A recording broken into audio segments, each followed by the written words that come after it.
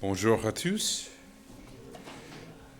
Merci Marcel et merci les autres leaders pour l'invitation de partager avec vous ce matin.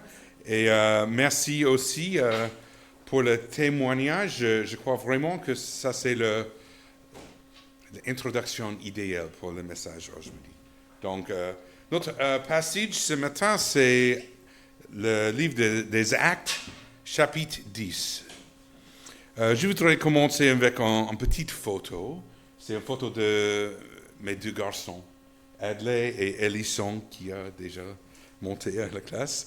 Mais parce que nous avons deux petits garçons, chaque fois que nous passons près d'un lac, une rivière, ils ne peuvent s'empêcher de ramasser la pierre la plus proche et de jeter dans l'eau. Ils adorent les esclaboussures et voir jusqu'à les ondulations se propager dans de l'eau. Ils apprennent maintenant à faire des ricochets sur la surface. Chaque fois que la calotte touchait de l'eau, ils laissent un petit impact qui crée encore plus de vagues. Ces vagues grandissent de manière magnifique. C'est éloigné souvent au-delà de notre champ de vision. Les différentes vagues commencent même à se entremêler, créer un motif unique.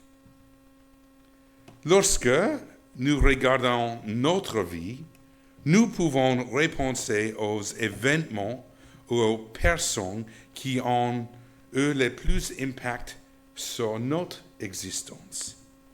Certains ont un impact positif, les autres ont un impact négatif. Certes, ont une grande ampleur et ont touché beaucoup de gens, comme le 11 septembre ou le Covid. D'autres ont une ampleur moindre, mais tout le même, ont un impact considérable sur vous, sur nous, comme un changement d'emploi, un déménagement dans une nouvelle vie, un mariage, la naissance d'un enfant ou le décès d'un être cher. Nos vies ont toutes été influencées par des relations, des événements ou des situations. Beaucoup d'entre nous ont été plus touchés que nous ne le pensons. Quel que soit le type d'impact, des répercussions sont fort sentir à partir de cet impact initial.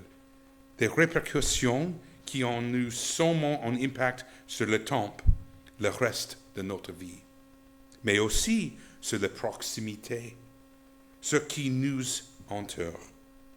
Le plus grand impact sur notre monde depuis la création du monde n'est pas un moment, mais une personne.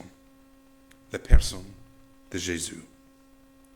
Même les endroits athées s'accordent à dire qu'aucun individuel n'a plus d'impact sur l'humanité et l'histoire que la personne de Jésus. En tant que chrétiens, nous croyons que Jésus était plus qu'un simple homme, qu'il était et qu'il est le Fils de Dieu. L'impact de sa vie, de sa mort et de sa résurrection ne se limite pas à l'histoire. Il laisse des répercussions, les ricochets, qui résonnent jusqu'à l'éternité. Tous les peuples de tous les temps sont touchés par la personne de Jésus. La vie et le ministère de Jésus sont communément appelés l'Évangile, qui signifie littéralement la bonne nouvelle. C'est la plus grande histoire jamais rencontrée et elle a un impact considérable sur nous tous. Mais vous déjà demandé quel chemin cette bonne nouvelle a dû poursuivre pour vous parvenir ici et maintenant, aujourd'hui? Avez-vous déjà pensé à tous ces hommes et femmes qui, tout au long de l'histoire, ont proclamé cette bonne nouvelle avec courage, au péril de leur vie, voire en mourant afin que nous puissions connaître aujourd'hui la vérité de l'Évangile?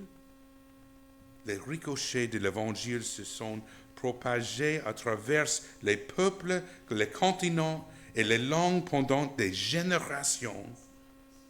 La plus grande histoire jamais racontée est celle vécue aux guerres, aux famines, aux persécutions, aux pandémies, pour vous parvenir ici aujourd'hui. Plus encore, avez-vous osé réveiller jusqu'où elle pourrait aller à partir de maintenant? Vous êtes-vous demandé quel rôle vous pourriez jouer dans l'impact continu de l'Évangile dans notre monde? Aujourd'hui, je voudrais nous pencher sur le chapitre 10 des Actes. Il s'agit d'un récit d'un moment important dans l'histoire de l'Évangile impliquant l'apôtre Pierre et un centurion romain nommé Corneille. En examinant ce moment, on voyait l'impact que l'Évangile a eu à l'époque et qu'il a encore aujourd'hui, tout en nous demandant qu'est-ce que cela signifie pour moi. Donc, aujourd'hui, je sais, le prochain peut-être. S'avance? Non, ok.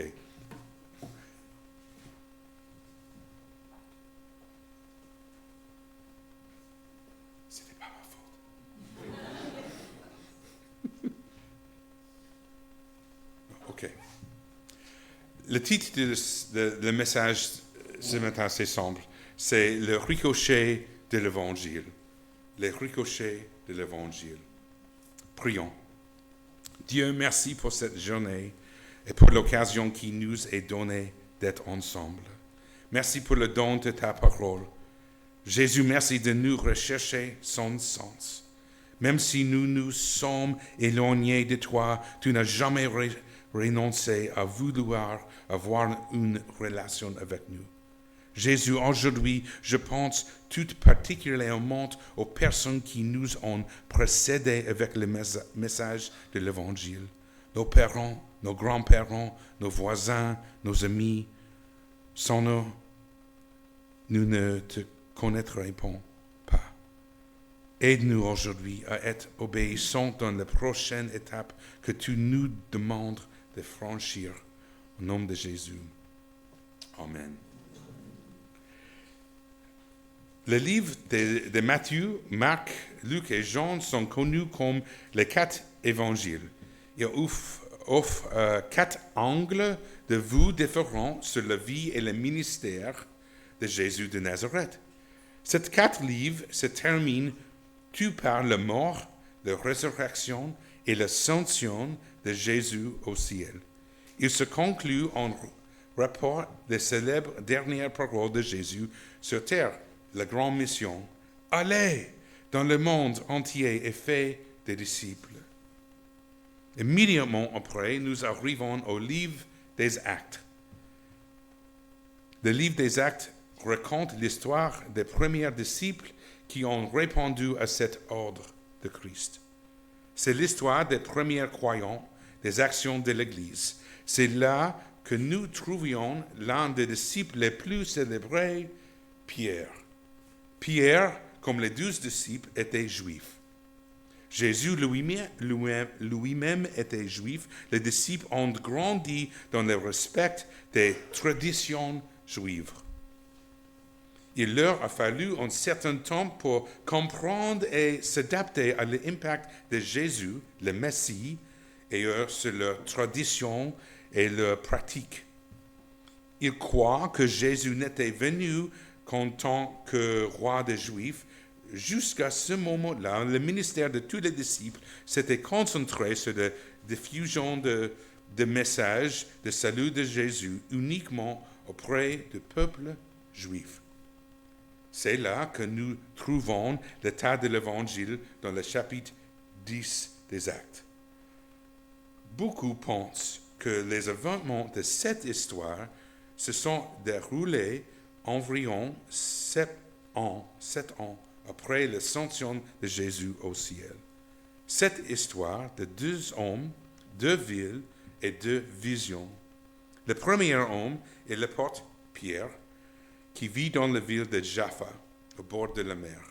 Le deuxième homme est Corneille. Moi connu, Corneille est un centurion romain, un Italien qui a un nom en juif.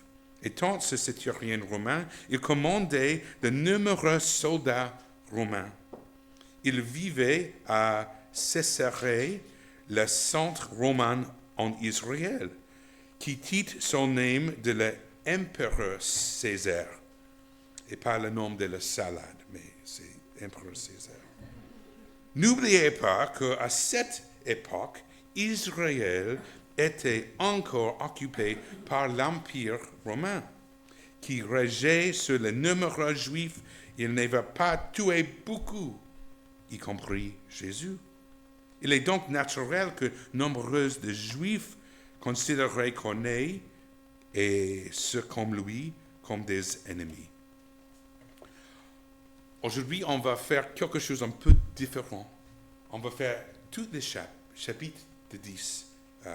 Pas juste certains versets, mais le chapitre complet. On va commencer avec verset 1. Okay.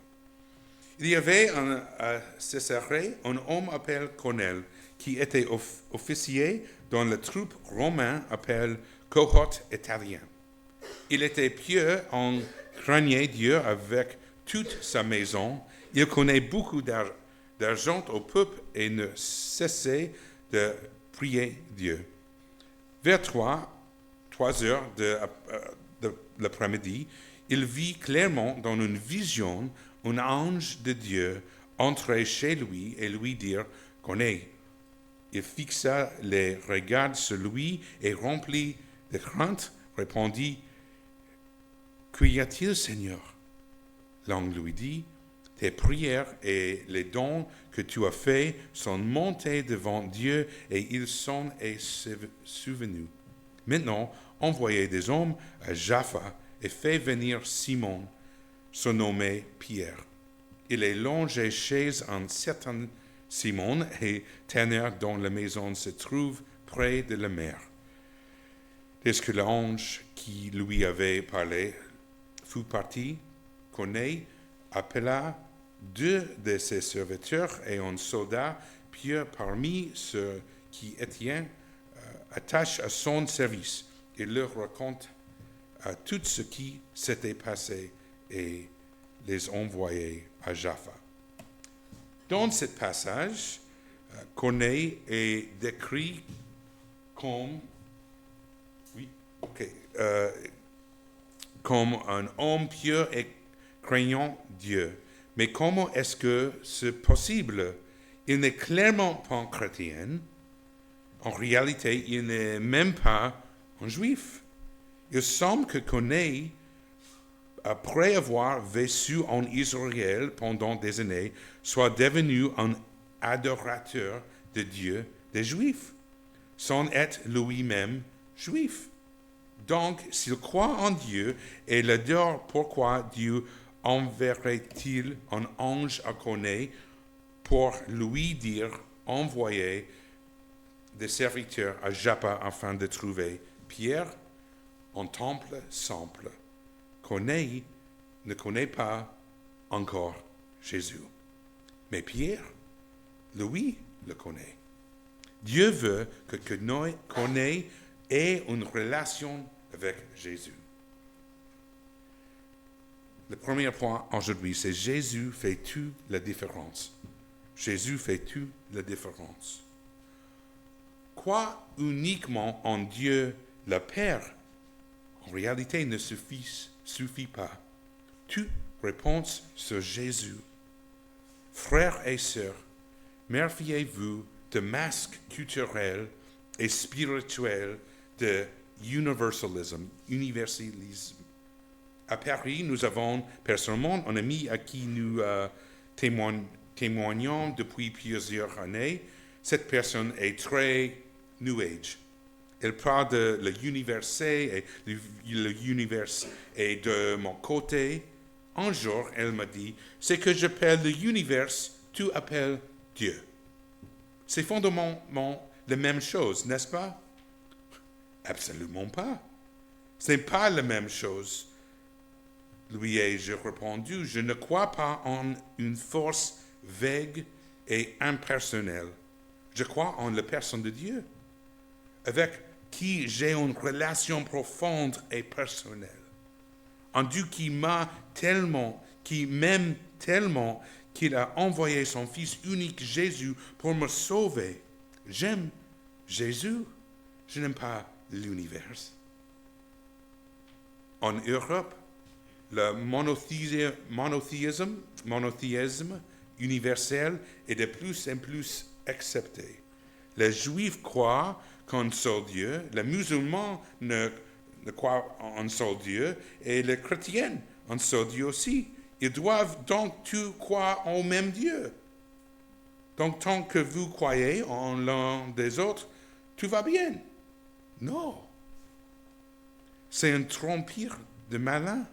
Jésus lui-même dit ça. Jésus dit, c'est moi qui suis le chemin, la vérité et la vie. On ne vient au Père qu'en passer par moi. Jésus fait toute la différence. L'évangile est plus qu'une simple histoire. C'est une personne, donc le nom est Jésus.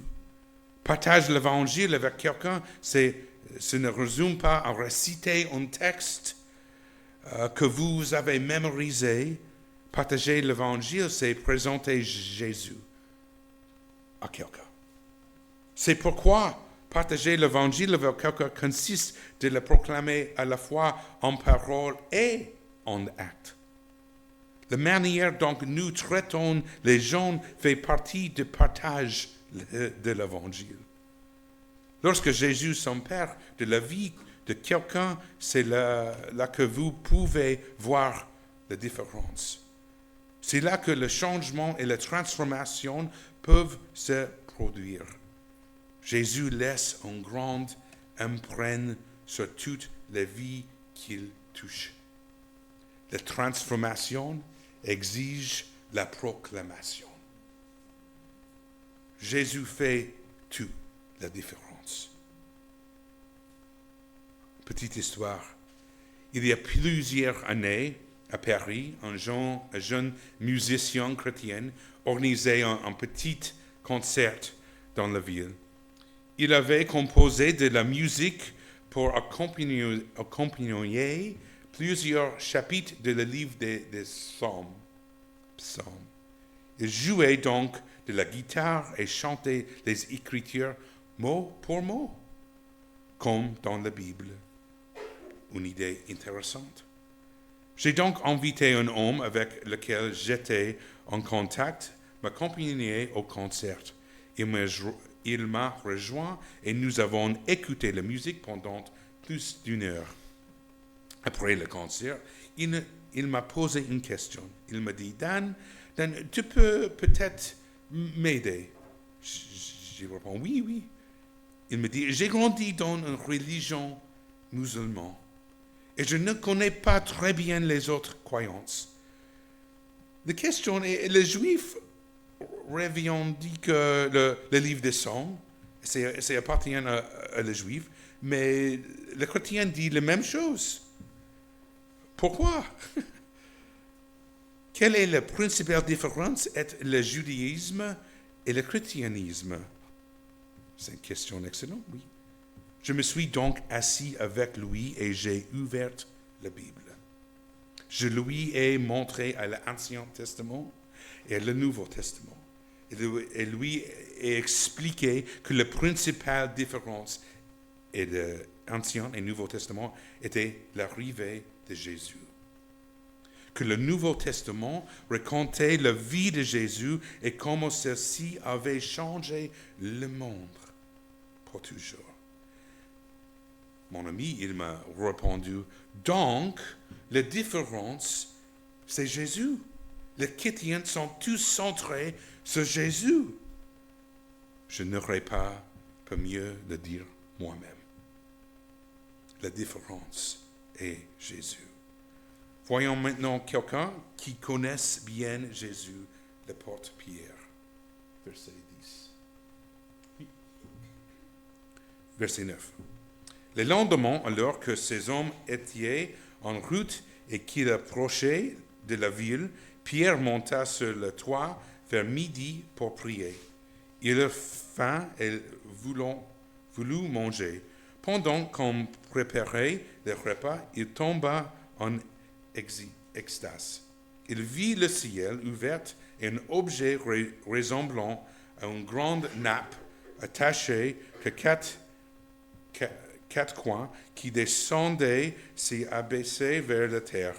À l'intérieur se trouvaient tous les quadrupèdes et reptiles de la terre ainsi que les oiseaux du ciel. On voit lui dit, lève-toi, Pierre, tu et mange.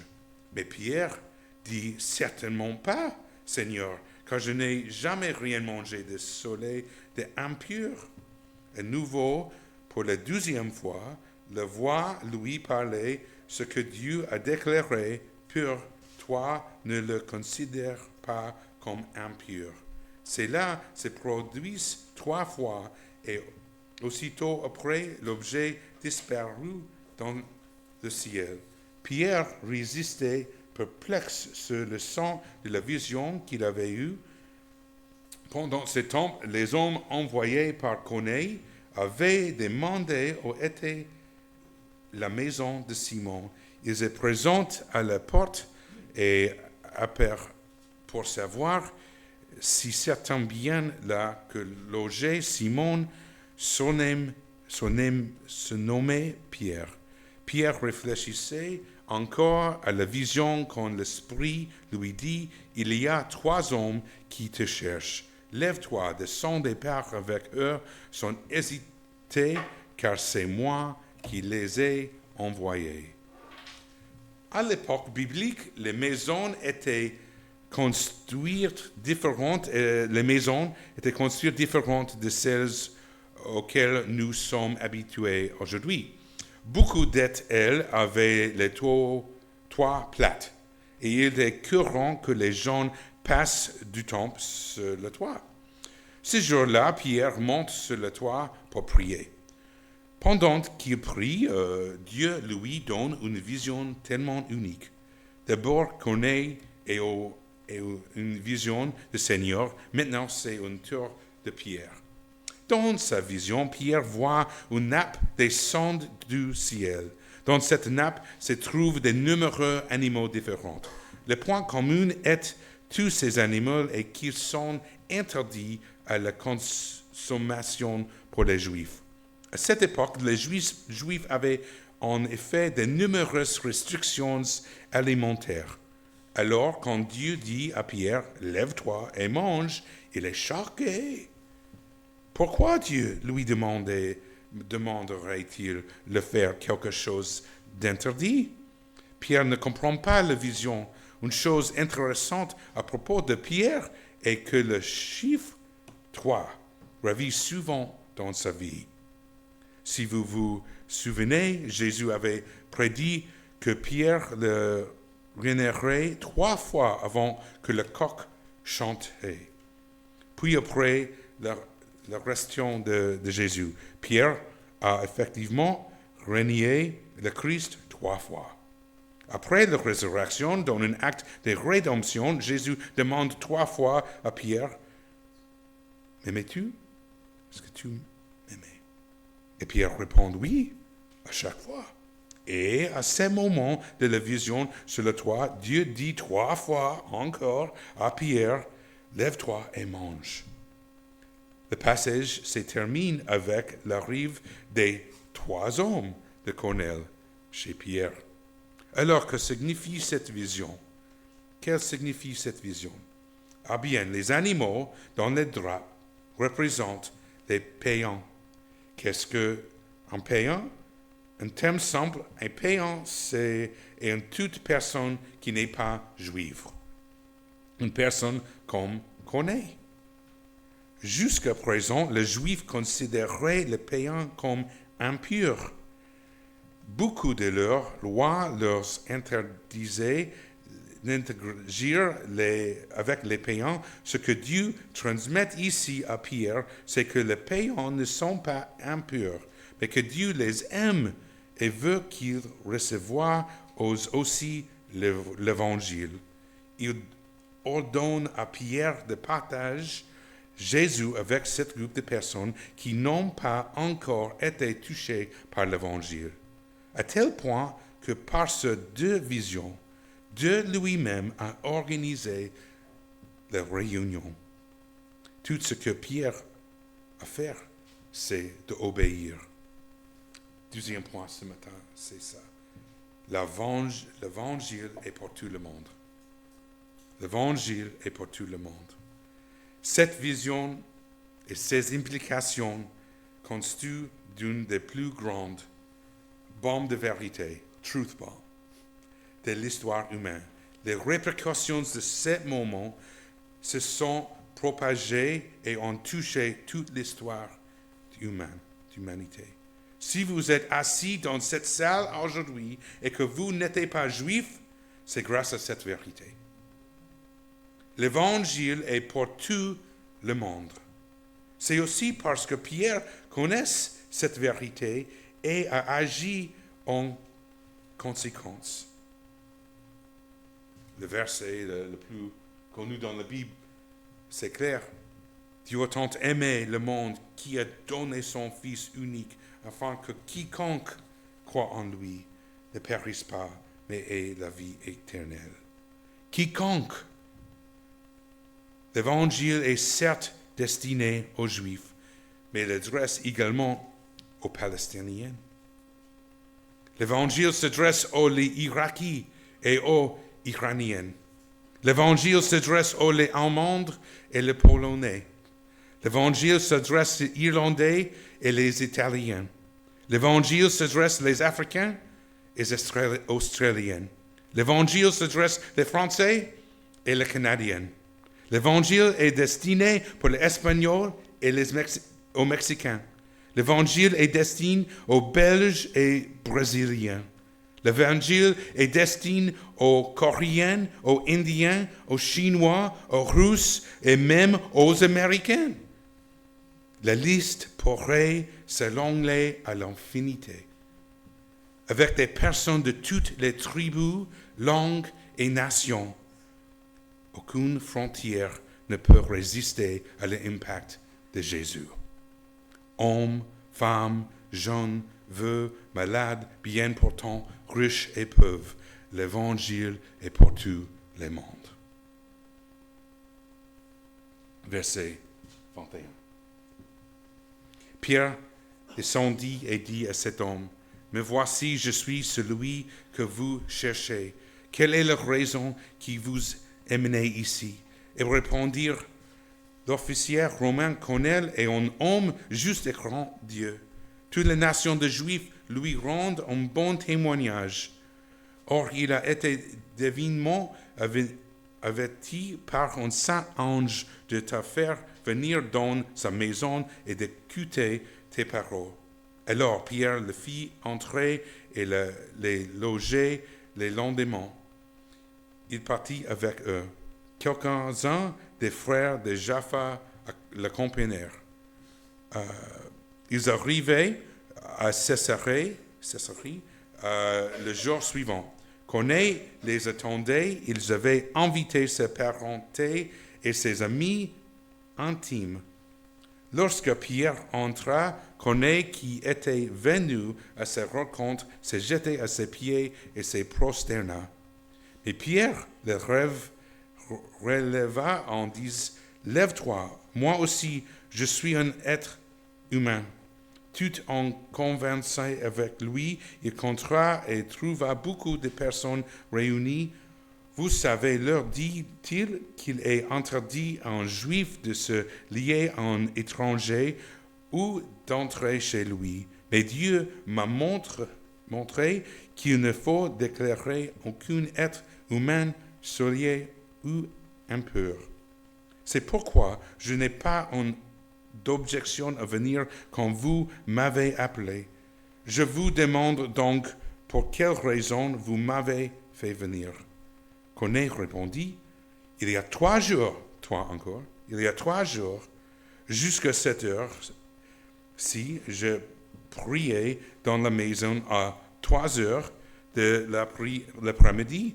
Un homme aux vêtements resplendissants s'est alors présent devant moi et a dit, Corneille, ta prière a été exaucée et Dieu s'est souvenu des dons que tu as faits. Envoie donc quelqu'un à Jaffa et fais venir Simon, surnommé Pierre. Il a logé dans une maison de Simon le tanneur, près de la mer. J'ai alors tout de suite envoyé quelqu'un vers toi et tu as bien fait de venir. Maintenant donc, nous sommes tous devant Dieu pour écouter tout ce que le Seigneur t'a ordonné de nous dire. La première chose à noter ici est l'obéissance de Pierre. Il a écouté le Seigneur et il est parti, même s'il était incertain, peut-être même un peu confus. Il a fait le voyage jusqu'à Césarée parce qu'il savait qu'il y avait là base de gens qui Dieu voulait entendre parler de Jésus. Pierre va à la contrée des traditions juives et entre dans la maison de Corneille. Avant cela, les Juifs n'entraient pas dans la maison de païens. Pierre a compris que Dieu actuait désormais les païens, car l'évangile est pour tout le monde. À son arrivée, Corneille l'attend et l'accueille avec une grande hospitalité. Mais Corneille n'est pas le seul à l'attendre. Qui d'autre est présent? Toute sa famille. Dans l'attente de l'arrivée de l'Évangile, Corneille invitait immédiatement sa famille et ses amis les plus proches. Une petite remarque. Lorsque l'Évangile touche la vie d'une personne, ce sont ses proches qui devraient être les premiers touchés. Laissez-moi vous poser cette question. Quand on raconte la dernière fois où vous avez mangé dans un bon restaurant et où vous n'avez parlé à personne. Quand on remonte la dernière fois que vous avez vu un excellent film au cinéma et où vous avez parlé à personne. Pour mes amis français, quand remonte la dernière fois que vous étiez partis en vacances, vous avez fait un super voyage et où vous n'avez parlé à personne. C'est vrai. Quand quelque chose de formidable vous arrive, vous avez naturellement envie de le partager avec vos proches. C'est normal. C'est exactement comme ça que ce devrait être avec l'Évangile. C'est comme ça que ce devrait être avec Jésus. Maintenant que Pierre est dans la pièce, il commence à prêcher. Alors Pierre prit la parole et dit, « En vérité, je reconnais que Dieu ne fait pas favoritisme, et que dans toute nation, celui qui le craint et que pratique la justice lui est agréable.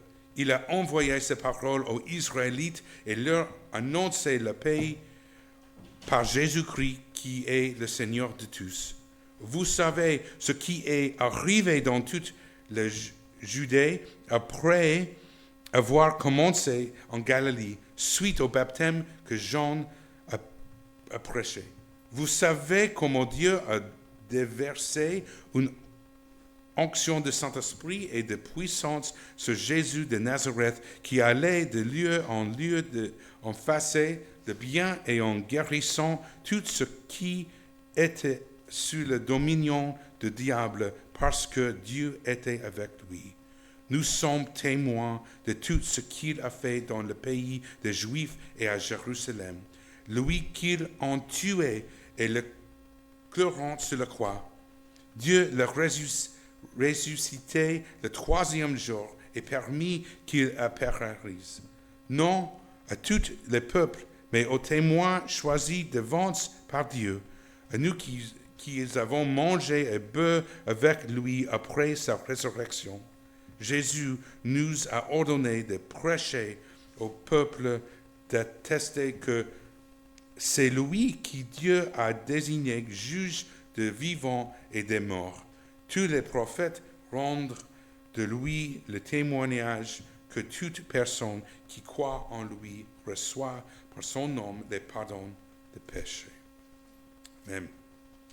C'est ça, ici, ça c'est le moment décisif qui aura des répercussions tout au long de l'histoire humaine. Jusqu'à présent, l'évangile n'avait été prêché qu'aux Juifs, uniquement aux descendants d'Israël. Que se passe-t-il ensuite? Le dernier verset. Pierre parlait encore quand le Saint-Esprit descendit sur tous ceux qui écoutaient la parole.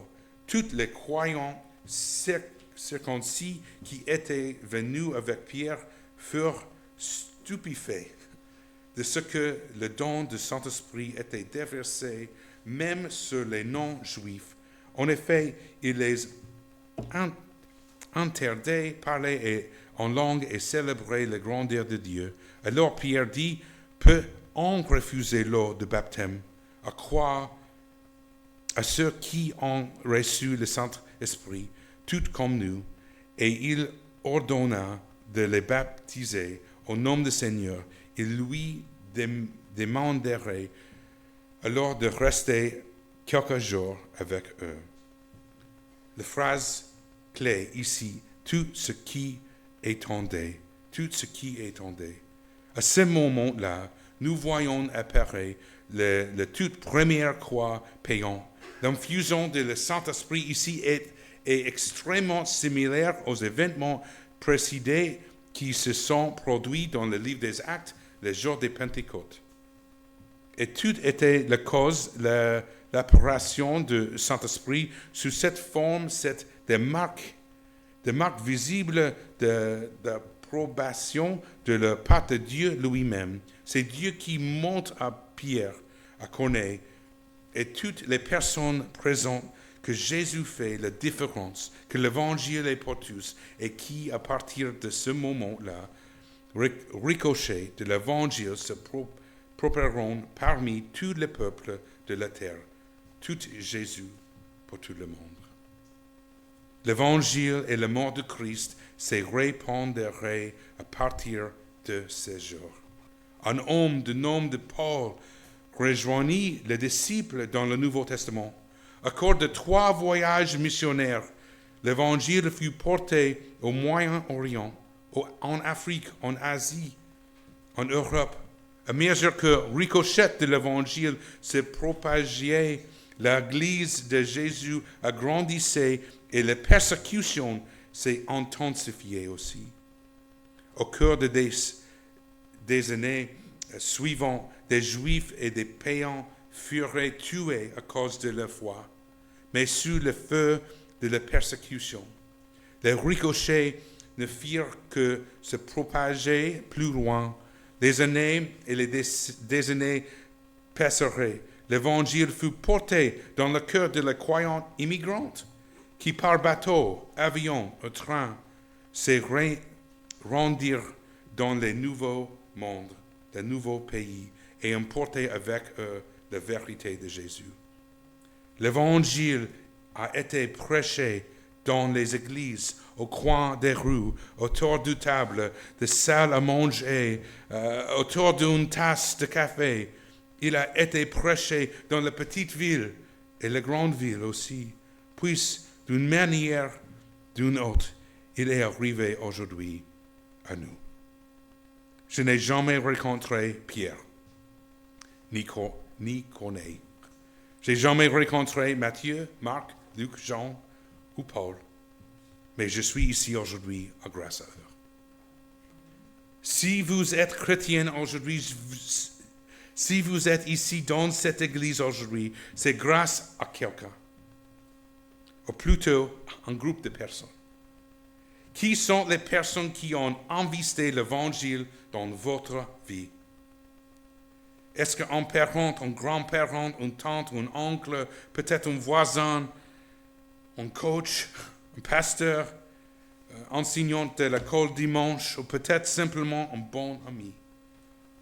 Pensez au visage de cette personne, pensez à sa foi. Si elle est encore en vie, prenez le temps cette semaine d'appeler pour le remercier.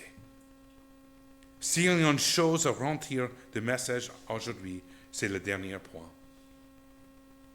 L'évangile ne vous est pas parvenu pour s'arrêter à vous. Le mois dernier, nous avons fêté 9 ans pour ma famille en France. Depuis que j'ai quitté les États-Unis pour venir en France, beaucoup de choses ont changé.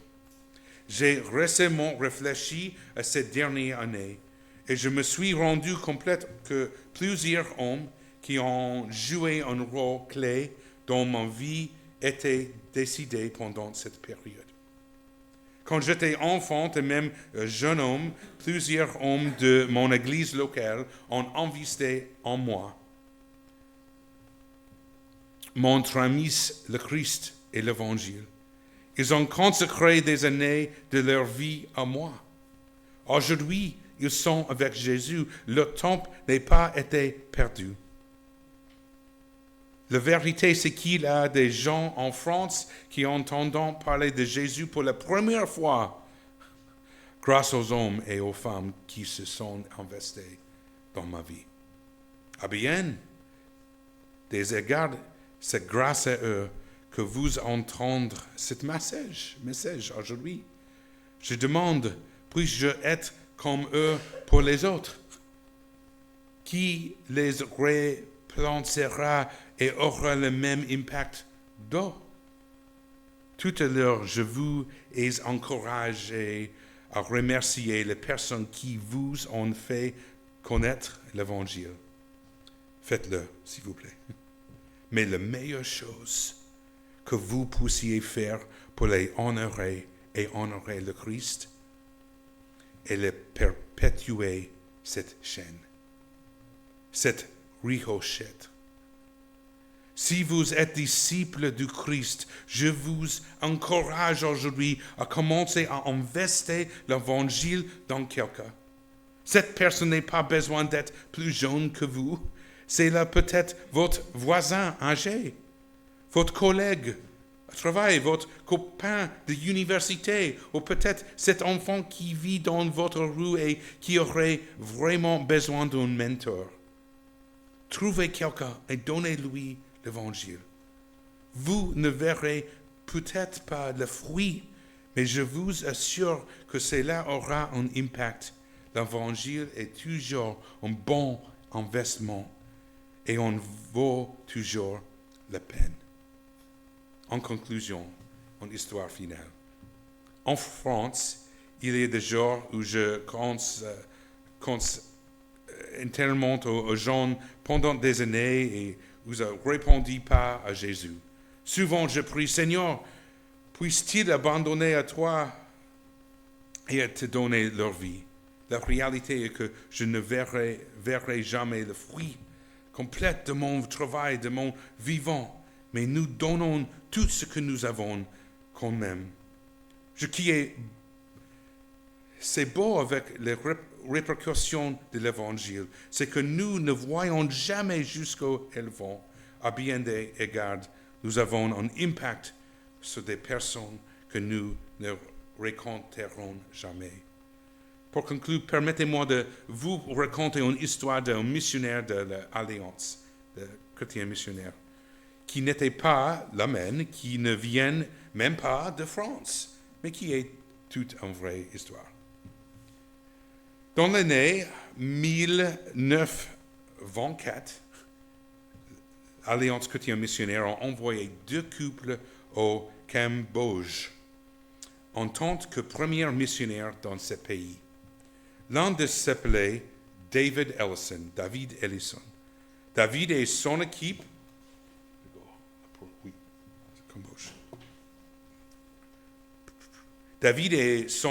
ont travaillé avec diligence parmi la population locale. Ils se sont concentrés sur la traduction de la Bible entière dans la langue, mais celle-ci n'a été achevée pour 30 ans plus. Au début, les progrès ont été lents. Le projet principal de David Ellison est devenu la formation de pasteurs locaux. David Ellison est serré au Cambodge pendant 40 ans avant d'y mourir, sans avoir vu pratiquement personne donner sa vie au Christ pendant cette période. Ellison n'a jamais vu ses rêves se réaliser. L'Église au Cambodge a connu de grandes difficultés pendant la Seconde Guerre mondiale. De nombreux chrétiens ont été exécutés publiquement. Dans les années de 60 et 80, les missionnaires n'avaient pas le droit d'entrer dans le pays. Puis, dans les années 90, la situation s'est améliorée. Et juste la dernière année, le 24, l'Alliance célébrait 100 ans du ministère au Cambodge. L'Église cambodgienne est l'une des églises maintenant qui connaît la plus forte connaissance au monde. Le CMA est désormais l'Église protestante officielle de le pays, avec des centaines d'églises. Il existe un séminaire maintenant dans l'Alliance qui forme chaque année des dizaines et dizaines de pasteurs. Chaque année, après la cérémonie de remise des diplômes, toutes les promotions se rendent sur terrain situé derrière le séminaire, où se trouve le tombe de David Ellison. On rappelle à ces nouveaux pasteurs qu'ils sont là et qu'il y a une église et l'évangile au Cambodge, est-ce que la grâce de quelques personnes comme David Ellison. Il n'a jamais vu ça. Afin qu'ils comprennent le prix de l'évangile, puissent-ils ne jamais oublier l'impact durable que eut la vie d'un seul homme. Ellison était fidèle dans son service. Il ne se rendit pas compte à quel point son action aurait des ricochets et qu'il aurait un impact sur des personnes qui ne raconteraient jamais. Je le répète donc, l'évangile ne vous est pas parvenu pour s'arrêter à vous. Qui choisirez-vous d'influencer? Quel rôle jouerez-vous dans le ricochet de l'évangile? Prions. Jésus, tu offres gratuitement l'Église à tous. Nous prions et espérons qu'un jour, tout le monde aura accès à l'Évangile. Car nous savons, Jésus, que lorsque personne te connaît, elle ne peut s'empêcher d'être transformée. Tu es celui qui fait la différence. La transformation exige d'être proclamée. Jésus, nous aimerons participer à ton effort mondial pour amener les gens à entrer en relation avec toi. Aide-nous, Jésus, à voir qui nous pouvons toucher autour de nous. Nous t'aimons, Jésus. Amen.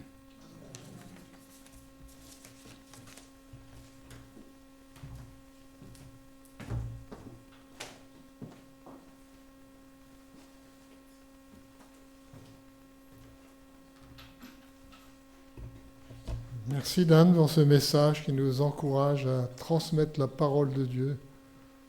C'est vrai, parfois on ne voit pas.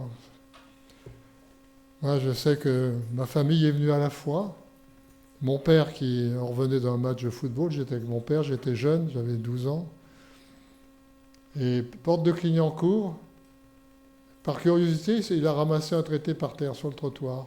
C'est une invitation à une réunion d'évangélisation. Et ce soir-là, ma mère est venue à la foi, s'est donnée au Seigneur. Mon père un peu plus tard, puis moi j'étais enfant, j'ai suivi, puis après je me suis donné aussi, mon frère aussi. Tout ça parce que quelqu'un dans la rue a donné une invitation et il ne saura jamais, jamais qu'une famille entière s'est convertie suite à ça. Merci Dan.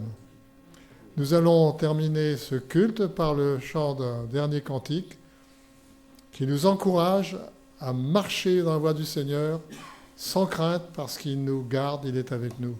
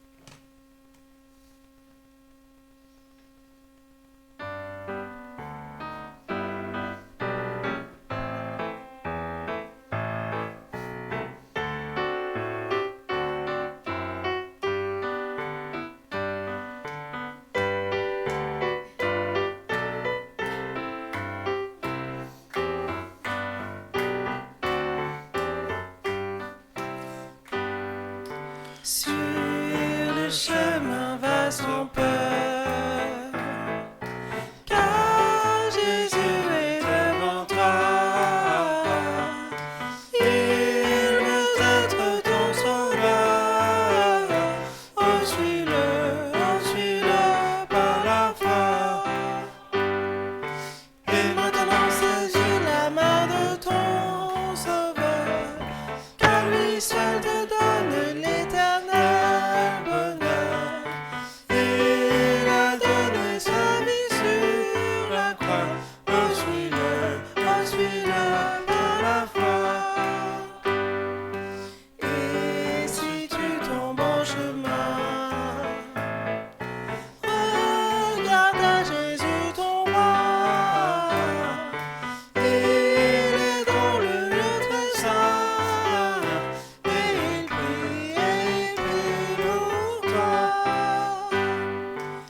Maintenant saisis la main de ton sauveur, car lui seul te donne l'éternel bonheur.